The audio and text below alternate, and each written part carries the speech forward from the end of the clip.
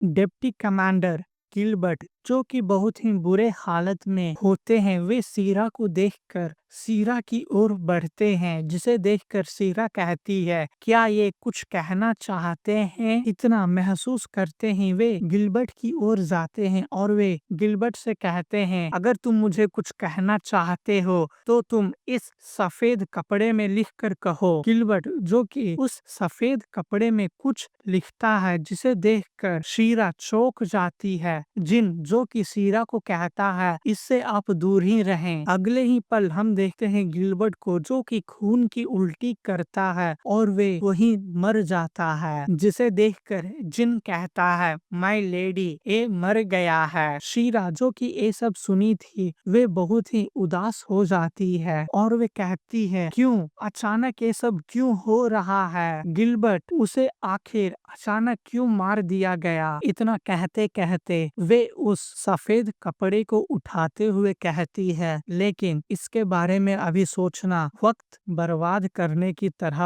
होगा। इससे भी इम्पोर्टेंट अभी ये है, अभी बाकी लोग और मेरे फैमिली भी डेंजर में है। इतने में हम देखते हैं वहाँ पर दो सैनिकों को, जो कि भागते हुए आते हैं और वे कहते हैं, लेडी शीरा, ये सब क्या है? शीरा, जो कि उनकी ओर देखते हुए कहती है, तुम दोनों सही समय पर आए हो। तुम दोनों जल्दी गिलबर्ट जहाँ रहता है वहाँ जाओ और उनके फैमिली के बारे में पता करो और जितने भी हमारे गार्ड्स हैं उन्हें आप कॉन्ट्रैक्ट करें और सिक्योरिटी को टाइट कर दे। वे दोनों कहते हैं, ऐसा ही होगा माय लेडी। शीरा, जो कि जिन से कहती है, जिन, तुम जल्दी जाओ और रीटा का लोकेशन पता करो, मैं खुद उससे मिलने के लिए आऊंगी। जिन ये सुनकर हैरान हो जाता है और वे कहता है, क्या? लेकिन आप बिना एस्कॉर्ट के वहाँ जाएंगे? शीरा गुस्से से कहती है, मैं ये सब चीज को हैंडल कर लूंगी, जल्दी जाओ अभी और पता करो रीटा है कहाँ। सीन कट होता है और हम देखते हैं रीटा को, जो कि कहीं जा रही होती है। वे जाते जाते खुद से कहती है, मुझे तो विश्वास ही नहीं हो रहा है, वे हमारे साथ ऐसा कैसे कर सकते हैं? हमें अचानक नौकरी से निकालने का क्या मतलब है? मैं तो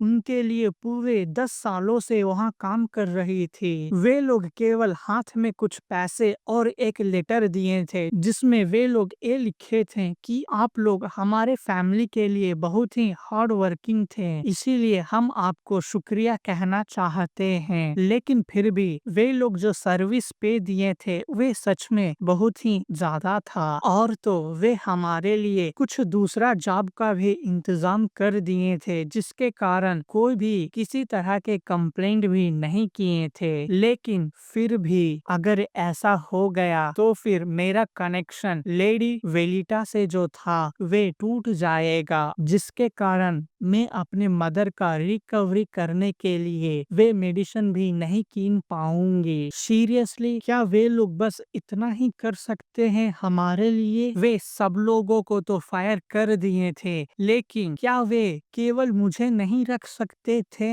आखिर मैंने उनके लिए कई सालों से काम कर रही थी। वे बहुत ही कठोर दिल की हैं। मैं तो उनके लिए पूरे 10 सालों से उनके साथ खड़ी थी। कहानी पास्ट में जाती है, जहां हम देखते हैं वेलिटा को, जो कि सीरा से झगड़ा करने के बाद बाहर जा रही थी। उस वक्त जब बारिश पड़ रहा था, तब वेलिटा का अम्ब्रेला रीटा ही पकड़ी हुई थी। अरे हाँ, मैं तो इसे भुला गई थी। इतना कहते ही वे एक मेडिसिन निकालती है और रीटा को दे देती है। रीटा उसे लेकर वेलिटा को थैंक यू कहती है। तभी वेलिटा कहती है, तुम हमारे लिए बहुत ही हार्ड वर्किंग कर रही हो, तो मैं इतना तो कर ही सकती हूँ। केवल तुम्हारे कारण ही हम सीरा का हर वो एक मोमेंट को आराम से ट्रेस कर पा रहे थे। Thank you Rita. और वे कहती है, सच में मैं कितना अभागन हूँ, जो मुझे पूरे 10 सालों से सर्व करते हुए आ रही है, मैं उसे सही तरीके से रिवॉर्ड भी नहीं दे पा रही हूँ। वेल, मुझे ऐसा लगता है तुम्हारे जैसे इतने कम लो प्रोफाइल रखने वाली को ये मेडिसिन इतना आराम से नहीं मिल सकता है, शायद मैं तुम्हारे लिए इतना ही कर सकती हूँ। और वे रीटा से कहती है, बस तुम अपने काम को इसी तरीके से सही सही करना। रीटा जो कि कहती है, ऑफ कोर्स माय लेडी, आप सब चीज मेरे ऊपर छोड़ दें। सीन कट होता है और वापस प्रेजेंट में आती है, जहां रीटा सोच रही थी आखिर पिछले दिन लेडी शीरा का एक्सप्रेशन सच में बहुत ही अजीब था और वे मुझसे वो सवाल क्यों किए थे। इतना सोचते सोचते रीटा के पीछे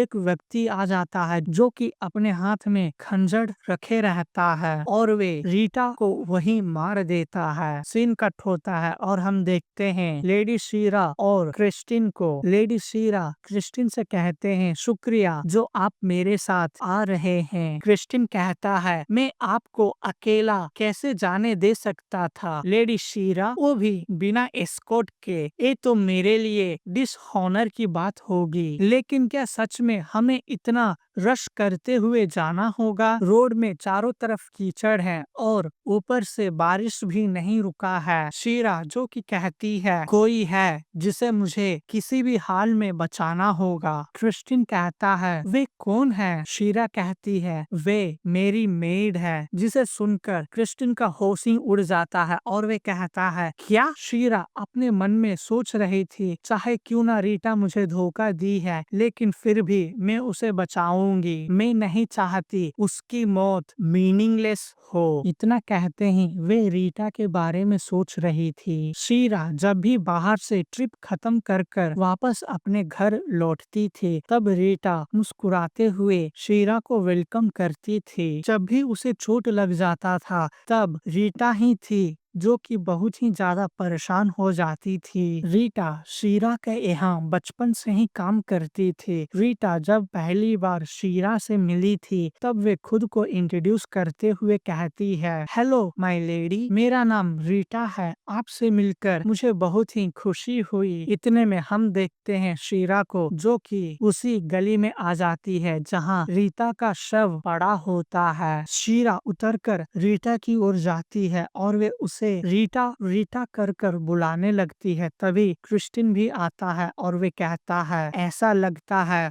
हम बहुत देर से पहुँचे हैं। शीरा जो कि टूटे दिल से कहती है, मुझे माफ कर दो, मैं तुम्हें बचा नहीं पाई। क्रिस्टिन कहता है, मुझे माफ कर दो, मैं तुम्हारा कोई मदद नहीं कर पाया। शीरा कहती है, नहीं ऐसा नहीं है, आपने मेरे साथ इतने दूर आने की कष्ट किए थे, यही मेरे लिए बहुत बड़ी बात है। अगर माफी ही मांगना है तो वो मुझे मांगना चाहिए आपसे। मेरे कारण आपको इस तरीके की डेंजरस जगह पर आना पड़ा। जिसे सुनकर क्रिस्टिन भी उदास हो जाता है और वे कहता है, माय लेडी, अभी के लिए हमें यहाँ से चलना चाहिए। मैं किसी को कह दूंगा, वो यहाँ आकर यहाँ का सिचुएशन को हैंडल कर लेगा। शीरा कहती है, नहीं, और वे रीटा की ओर देखते हुए कहती है, मैं खुद यहाँ रहकर सब कामों को अपनी आंखों से देखना चाहती हूँ, चाहे मैं उसे सह पाऊँ या नहीं। यहाँ जो कुछ भी हुआ है, वे सब चीज केवल मेरे चॉइसेस के कारण हुए हैं, इसलिए मुझे इस पल को हमेशा याद रखना होगा। इतना कहते कहते वे रीटा की ओर जाती है और वे रीटा के आंखों को बंद करते हुए कहती है, मुझे इस प्रॉब्लम को सॉल्व करने के लिए स्ट्रॉन्ग बनना ही होगा। इतना स्ट्रॉन्ग ताकि आज के बाद कोई भी बेमतलब की मौत नहीं मरेगा। और वे गुस्से से कहती है, जिसने भी ये सब किया है उन्हें तो मैं छोड़ूंगी नहीं, उन्हें हर वो मौत का कीमत चुकाना ही होगा। और इसी के साथ ये चैप्टर खत्म होता है। मिलते हैं अगले चैप्टर में।